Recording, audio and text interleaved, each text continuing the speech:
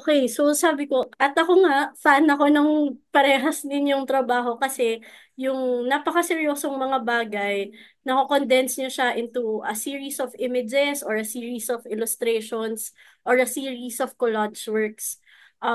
Ako nga, like what I've said, very familiar ako with Marcus works kasi ginagamit ko siya sa classroom, and for the longest time nung nasa museum ako nagtatrabaho, siya yung lagi kong ginagamit na parang art, parang books talaga to start a program para maging accessible nga yung, let's say, an exhibit or a concept. And then for Charles naman, sobrang fan ako nung idea na may infusion of humor dun sa works na Mhm. katulad nung may stickers eh. Yung una ko na-encounter yung work ni Charles through a friend, si Bene Arcayan. Batchmate ko kasi si Bene nung college. So, una ko na-encounter yung work mo sa kanya na meron siyang sticker, yung Beat the Odds. Yeah. Tapos, aso ko, uy, cool to ah. Tapos, simula nun, nagkakwentuhan kami ng konti. Tapos nakita ko na, uy, yun nga, sobrang solid nung mga collage works. Kasi, yes, it's using the language in basketball. Pero pag in-unpack mo, meron pa siyang ibang sinasabi. May mga tema ng gender, yung recent exhibit mo, tema ng religion, faith, um, but of course, because basketball is a sport coming from the United States, papasok talaga yung konsepto ng decolonization. Which brings me to our next part. Yun nga, uh, dahil nga basketball, hiram or galing talaga siya mula sa US. Pero in a way, nagkaroon ng brand or nagkaroon ng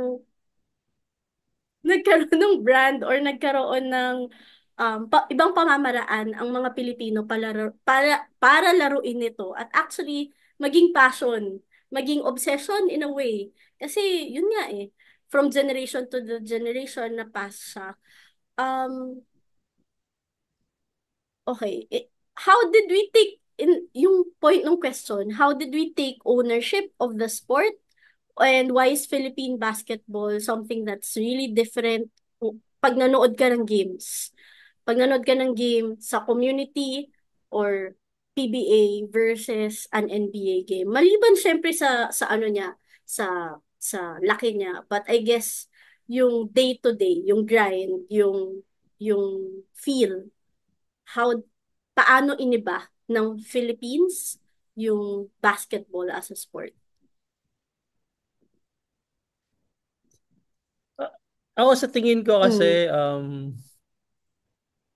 parang isa tayo sa mga mga countries na maaga na pasahan mm, ng basketball. mm, Um so given that mas mm, maaga tayo nag-excel sa mm, sabihin na natin sa mm, mga neighboring Southeast Asian mm, countries natin. So nananalo talaga tayo sa mga competitions mm, before, 'di ba? mm, Yung mga international mm, competitions.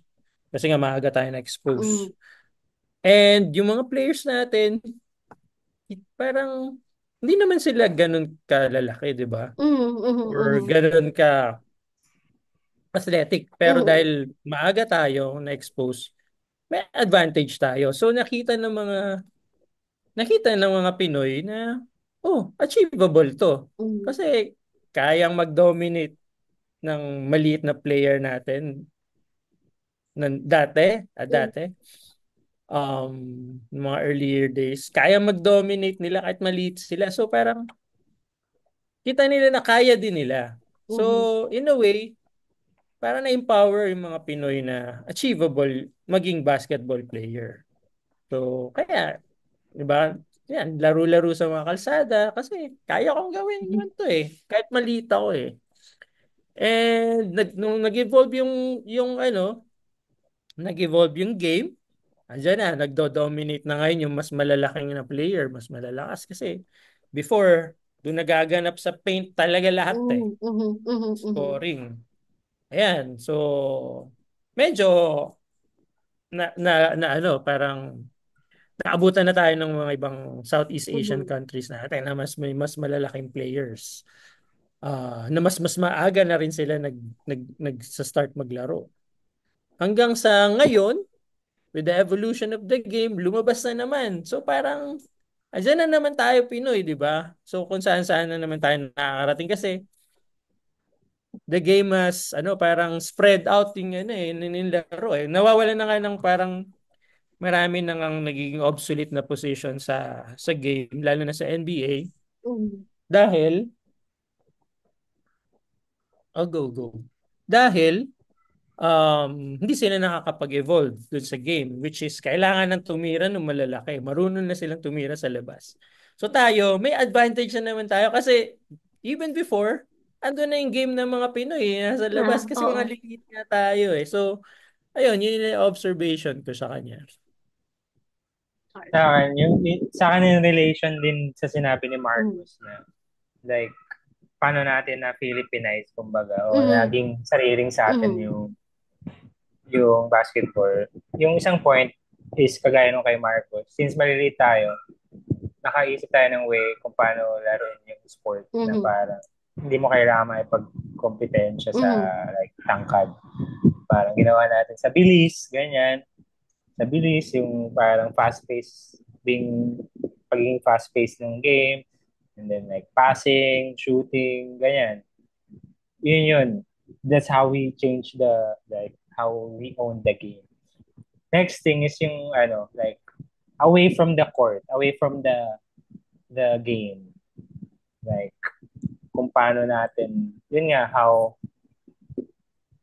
parang, inangkin natin siya on, like, paano yung dynamics natin with the sport or like kung yung relationship natin as a country dun sa sport like na nakakaapekto sa parang sa grassroots ng basketball like kung paano siya sa barangay yung how yung communities mag-transform pag may basketball, 'di ba? Like yung ganun, kung paano siya natin ginawa sa atin like kung paano naging parang fiesta yung isang basketball court dahil may Mm. basketball. Ganun, di ba? Like, may mga nagtitinda, ganun.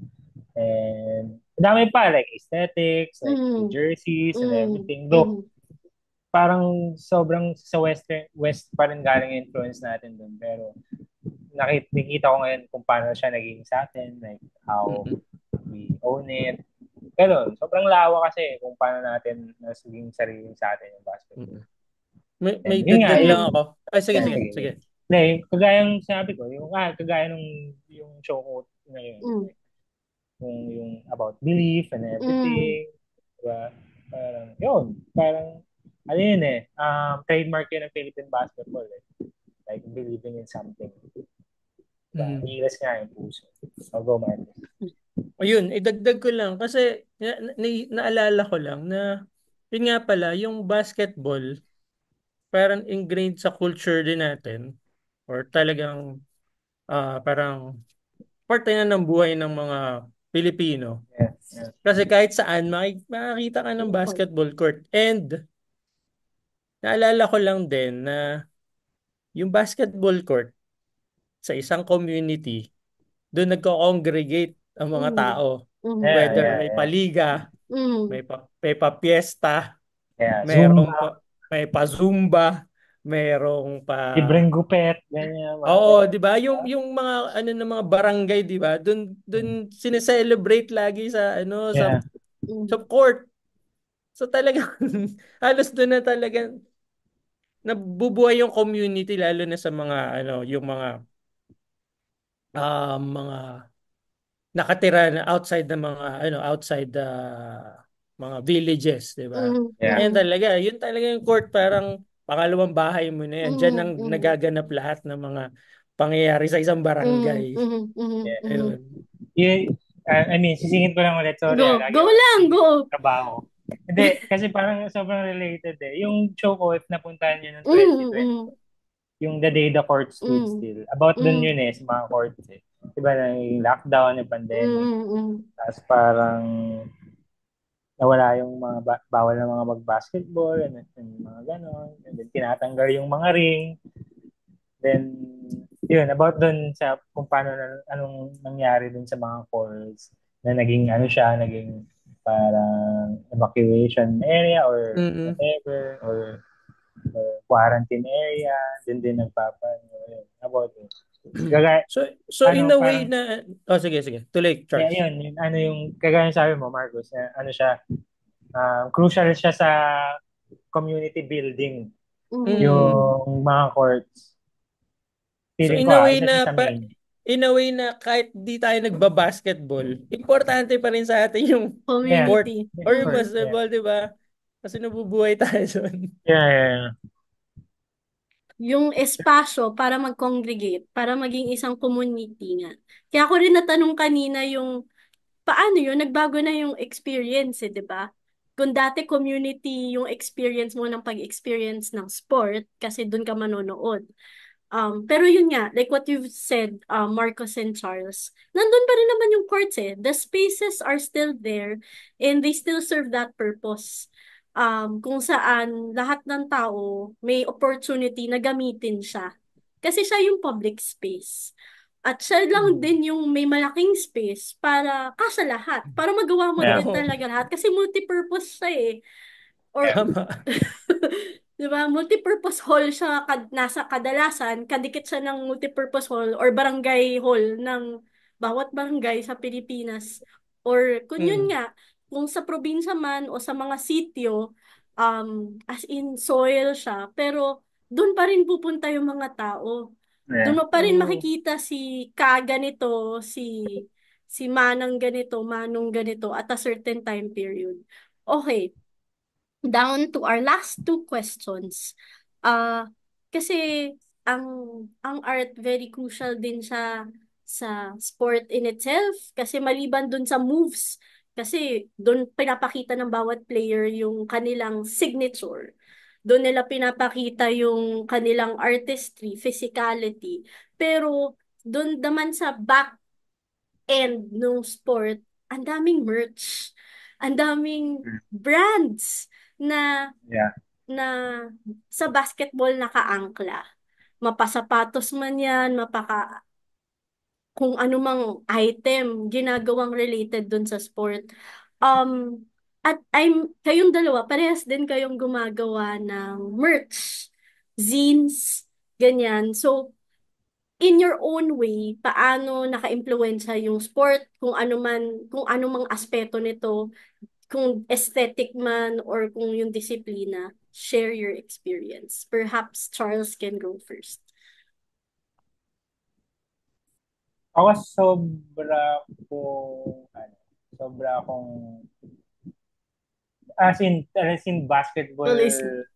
inspired yung mga Yeah. merch ko, and doon ako humuhugot talaga kasi growing up, wala kaming wala kaming resources to Mm. buy merch, and Mm. syempre yung mga so mahal yan eh, then makikita mo lang Mm. siya sa mga Mm. magazines. Mm.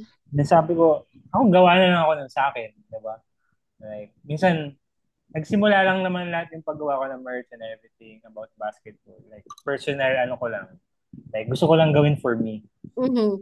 Kaya minsan parang naghahanap yung ibang tao, ba't wala ka nito? Kasi konti lang yung ginawa ko. Kasi unang-una, gusto ko lang gawin siya for me. Mm. Gusto ko siyang Mm. magkaroon ng ganito. And then Mm. secondary na lang yung parang may bibili, ganyan. So, Mm. minimum lang talaga yung ano ko. Pero nag-ugat talaga yung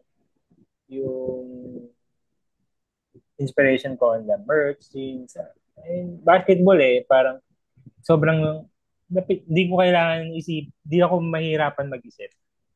Like, and magiging relatable ako sa ibang tao na parang madaling siyang parating sa ibang tao Mm. dahil Mm.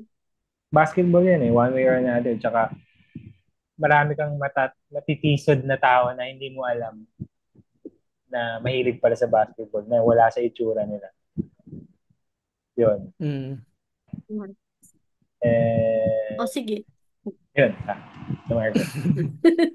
Ako wala naman ako masyadong merch na ginagawa na related to basketball. Mm. But then, funny, parang ano din parang naisip ko lang nung nagkukwento kanina Mm. si Sofia ng mga books ko na yung sinishare niya sa mga students niya. Naalala ko meron akong isang book ko na isang spread na ah wala siyang connection dun sa walang sinabing text tungkol dun sa basketball. Mm. Pero yung spread na yon is about yung ginamit ko is about basketball. Ito yung spread ng sa Magic Silya ni Titoy Mm. Mm. na parang meron lang mga batang may dalang bola at basta nakatayo lang sila Mm. doon na pero may dumaan na mabilis sa likod na hindi pinakita actually yung bida. Um, pero nandun siya. Para Mm. may naisingit ko siya doon kasi um, lahat ng trabaho ko creative na output ko is rooted sa nostalgia. Kasi yun yung napansin ko lang, hindi siya intentionally, parang organically dun talaga, yun yung nagbumubuo ng karamihan sa trabaho. It's about nostalgia. So, sa mga children's books ko, ini-infuse ko yung nostalgia, nung mga naalala ko nung bata ako. And yun yung mga naalala ko when growing up. So, marami kayo mapapansin mo dun sa mga books ko, marami dun may naka-jersey because I Mm. remember that specific jersey. That particular spread, naka-UTEX siya. Mm. UTEX Wrangler siya na uniforme. Of course, bata pa ako sobra nun. Wala akong kilalang players sa UTEX. But then, naalala ko siya na may team na UTEX Wrangler na pinapanood yung mga uncle ko. So, nilagay ko doon na isang bata nakasuot ng UTEX Wrangler. May isa akong may mga iba naman akong mga works na naka-jersey naman ng Barangay Uno. Mm. Kasi Mm. Mm. sa amin sa probinsya at that time pag taga Barangay Uno ka, kayo yung talagang Yeah. dominant talaga kayo ng mga na Kasi team. usually malapit sa poblasyon yung mga barangay uno eh. So, nandun yung Oo. So, yun. So, parang talaga it's for me, yung basketball, kaya nalalagay dun sa mga trabaho ko, it's for me to, parang to share my story, even Mm. though, siya parang lang siya, anong tawag doon? Easter egg lang siya Mm. ng mga kwento ko sa buhay ko. So, ini-infuse ko yan sa lahat ng mga trabaho ko and somehow, nagsisip in lagi yung maraming times na nagsisipin yung basketball sa work ko because gusto kong i-share kung ano yung story ko growing up, ano yung mga na-enjoy ko nung Mm. bata ako, memories yeah. ko, masayang memories ko, na parang in a way, parang may singit ko dun sa ginagawa ko. So it's something personal din na personal touch kumbaga dun sa mga works ko. Ayun. Addition lang din. Kasi Mm. naisip ko kasi parang sa basketball, if you're a fan, tapos, syempre, hindi naman automatically na nagba-basketball ka, di Mm. ba? Mm. Mm. Mm. Tama. Eh, pwedeng you just love the Mm. sport Mm. so Mm. much. Mm. Kaya mo siya gustong gusto. And then, one thing na makakapag-participate sa'yo to the game and Ay, to the merch. culture of basketball is via merch. Buying a Totoo. jersey representing something, like Mm. girling fanboying over something. Yun, merch talaga yung parang pagiging Tama. pagsali mo dun sa, di ba? Na gusto mong makita ng tao na you're Of part of this. Oo, mahilig ka talaga sa basketball. Yeah. Also, kaya gusto ko rin yung jersey. Parang identity kasi siya eh. And then, like, Mm-mm. it's like saying you're part of something. Oo. O Mm. part ka ng group or part ka ng Yeah, tribe or yeah, supporting this group. yeah. Tama yan. Bak Ito lang, parang dagdag ko lang na parang sa usapin ng jersey. Mhm. Dati kasi, nung nag-start ako na Mhm. mag-basketball nung high school or nung elementary, grade 5 Mhm. grade 6 Mhm. papunta ng high school, meron ng mga established na mga players sa amin eh. So Mhm. sila na yung laging every intram sila na yung naglalaro. Mhm. Mhm. So ang ano ko, parang parallel lang to dun sa ano, sa Mm. parang merch. Because yung parang para makasali ako dun sa team, ako yung nagde-design ng mga uniforme Oo. namin. So, So, dahil ako yung nagde-design, parang pinagbibigyan nila akong makasali sa ano, sa sa team. team. Oo. So, yun nga, early on, talagang yung influence ng basketball sa akin pagdating sa design is by way of looking at their jersey, yung mga logos ng mga team, even Mm. the colors na mga color combinations na ginagamit ka ngayon based din sa mga teams na Mm. sinusubaybay ako. So, ayun, talagang siguro kahit hindi ako nagba-basketball, parang makikita mo pa rin, mare-represent ko pa rin na parang enthusiast ako or fan ako ng game itself. Kasi, yun nga, sa mga outputs na ginagawa ko as an artist. Yeah. Yun yung pinakaunang ano mo sa merch, the jersey. Oo, di-design ako Tsaka, ng... tsaka uso yung nanghihingi ng jersey after ng liga, di Oo. ba? Kayo ng jersey. Minsan nagugulat ako, may naglalakad sa amin. Hindi ko kilala, tapos naka-jersey siya ng tatay ko. Yung pala, hinihingi ng ano, di ba? May ibelido pa sa likod. Natuwa nga ako sa mga photos mo ng lumang jerseys Mm. na Yeah. mga na picturean mo kasi actually natago ko pa yung jersey ko nung varsity ako ng school namin. And dahil pumayat ako, nasusuot Nagkasya ko Kasya siya. ulit na sa'yo. yun. Nagkasya Oo. ulit. Dati sobrang sikip ng mga jersey, di ba? Like, as in Tama. parang sando lang talaga na. At pinapatapo na nga sa akin yun ng nanay ko eh. Yung mga jersey sobrang dami. Huwag mo na ibalik dito. O ako, pinagkukuha ko lahat eh. So, balik tayo. So, yun nga, parang katulad nung sinabi nyo, yun yung pamamaraan na i-connect nyo rin yung sarili nyo dun sa community. Which brings me to the final question or discussion point, whatever we Mm. call it. Um, Kasi, yun nga, kung sa basketball, very glaring, alam na fan ka ng Hinebra pag naka-jersey ka. Alam na Yeah. taga ganito kang university kasi manonood ka ng game na yun. Or alam na, tawag dito, fan ka ni ganitong player kasi yun yung lagi mong binibili from certain brands. Pero kasi, sa art scene, wala tayong ganun. Ang hirap talagang, um, walang ganun. Walang way of actually, maliban sa, alam mo, ay, si ganitong person kakilala ni ganito. Ay, si ganitong person, tawag dito, ito yung trabaho. So, pwede mo siyang, let's say, isama sa ganitong group. Case in point, si Botong Francisco, um, alam na, nag-respond siya noon kila Amor Solo, kaya puro ganun yung trabaho niya. Pero hindi naman talaga siya part, or hindi naman talaga niya friends, or in colloquial terms, di niya friends. It's just that their art style are similar. Same. So, I guess yung last question, i-rephrase ko lang. Ano yung perspective niyo dun sa idea of community competitions in sport and art and the idea of collaboration and teamwork? So, yun. Ayos ko muna.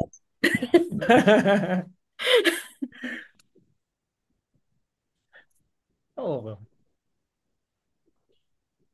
Actually, ganun din. Parallel din. Meron mga Mm. all-star. Di ba? Ayun. Ayun. Hindi Actually, ka ganun na lang natin i-phrase, di ano, ba? partner. Ako, parang team player ako. Yung doon lang ako Oh. sa, basta makasupport, di ba? And then, parang, ayun nga. So, siguro, paano ba? Oh, yun. May mga all-star talaga na you look, parang iniidolo mo, di ba, ng mga artists. But then, kung hindi mo sila kilala, ganun din. Kahit na sa music, sa art, sa, ganun, pag hindi mo talaga, I mean, group, Mm. mahirap pasukin eh. Kaya parang sila-sila yun eh. So, yeah, kailangan mong magpakilala sa kanila para yan makasama mo sila, may matutunan ka sa kanila, makapag-apprentice ka sa kanila. Mm. And you really have to parang make an effort Mm. talaga. So, parang naisip ko rin dati kasi na parang ba't ganun yung mga established artists, 'di ba? Parang yung support nila dun sa mga up and coming. Parang hindi mo sila nakikita pumupunta sa mga openings, mga ganyan. And all na parang naisip ko nung medyo at least in the parang the context of illustration and Mm. design, pag may mga ganun, sinusupport ko talaga na parang napakita ko na, yeah, I'm here. Kung may gusto kong itanong or may gusto rin ako itanong sa inyo, gusto kong matutunan from you, pumupunta ako ng mga events or mga exhibits sa mga yan para lang mapakita na may support Mhm, yung mhm, kumbaga yung mga mas nauna sa kanila mhm, sakaling kailangan nila ng support. Na parang hindi ko nakita sa art scene pag ganun,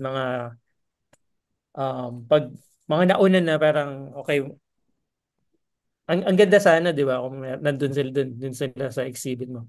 Pero nung nagkapamilya na rin ako, mhm, naisip ko okay kaya pala ganun. Marami na ubos na pa yun pala talaga yung oras mo sa pagpunta sa mhm, mga Tsaka sa mga kung naging veterano ka, ibig sabihin tumatanda ka din eh at nagkaka-responsibility ka. Oo, mhm, tama. Yun din eh. Kaya Which parang, is sige. which is parang kailangan ng mga rookie or like ng mga role players ng parang ganong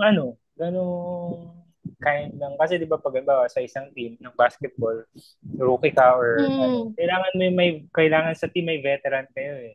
Na siya yung Oh, dahil alam niya yung veterano na siya, 'di ba? oh, mhm, So alam siya niya yung yung nagbe-bridge ng gap between veterans and the yeah, younger players.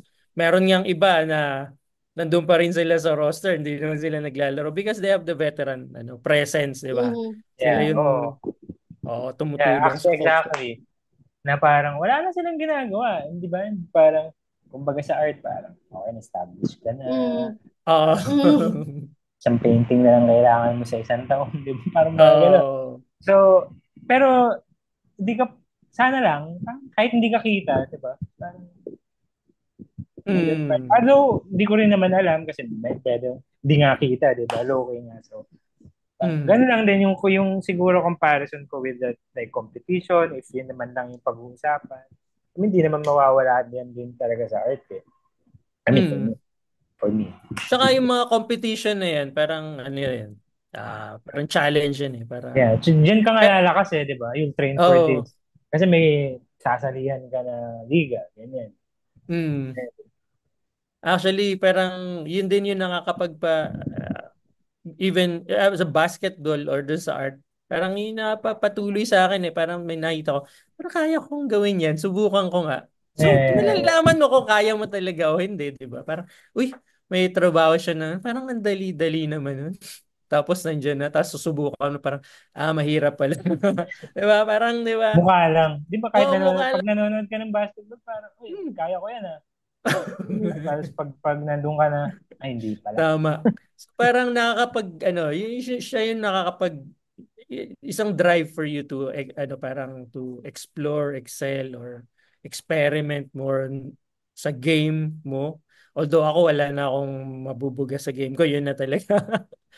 But then, sa art or sa creative work, parang nakaka-challenge. Kaya rin, in-expose ko rin yung sarili ko sa mga ibang, lalo na sa mga younger generation. Kasi, dami ko pa rin natututunan, mhm, dami pa rin. Oh, pag nagtuturo ako sa school, sinasabi ko lagi sa kanila, hindi lang kayo yung matututo sa akin mhm, dito. mhm, Parang ako din matututo rin sa. And true enough, dami ko natututunan sa mga bata talaga. So kaya yun nga, nung time ko dati nung mas active ako na maglalabas, punta sa mga gallery. So talagang parang I make it an effort to be visible para dun sa mga younger generation or parang mas mga sumunod para at least makita nila na may support. Na parang makita rin nila na okay, ginagawa to nung mga nauna sa akin, ipapasa ko din to sa mga susunod sa akin. And nakakatuwa kasi may mga may mga 13 artists na mga nakilala ko dati na nagsa-start pa lang sila. Although hindi ako established artist, na somehow I'm proud na parang lumapit sila sa akin. As in, lumapit at nagtanong kung ano yung tumambay, kumbaga, nagkwentuhan na Mm. somehow nakatulong sa kanila kung ano yung mga insights na nabigay ko. So nakakatuwa din, nakakataba din ng puso. Yung mga, mahilig talaga ako mapagkwentuhan tungkol sa art eh. Kumbaga So, tayo parang okay na. I mean, di ko naman inisip na maging ano tayo eh, like all-star, Hall oh, of Famer inductee, pero feeling ko okay na. Okay ako maging role player, di ba? Parang, oh, di ba? When it counts, Oo, 'di ba? Yung you're yung there when it tagumpay, yung counts. tagumpay nung iba, tagumpay na natin 'yan. Yeah, o kung makatulong ka man, kasi yung feeling ko isang team yung eksena eh. So, Oo, tama. Mm. parang kung Galing, makatulong ka man galing. sa team one way or another, gagawin mo eh, di ba? Mm. Kung hihintay ka lang ng bola dyan, na kailangan mong tumira kung kailangan, di ba? Ganun lang. Yun yung parang yung iniisip ko na maging role ko eh. So, and then, like, gawa lang, ganun. Yun. Basketball. Yes. So, yun. Tama. Tama. So, we end there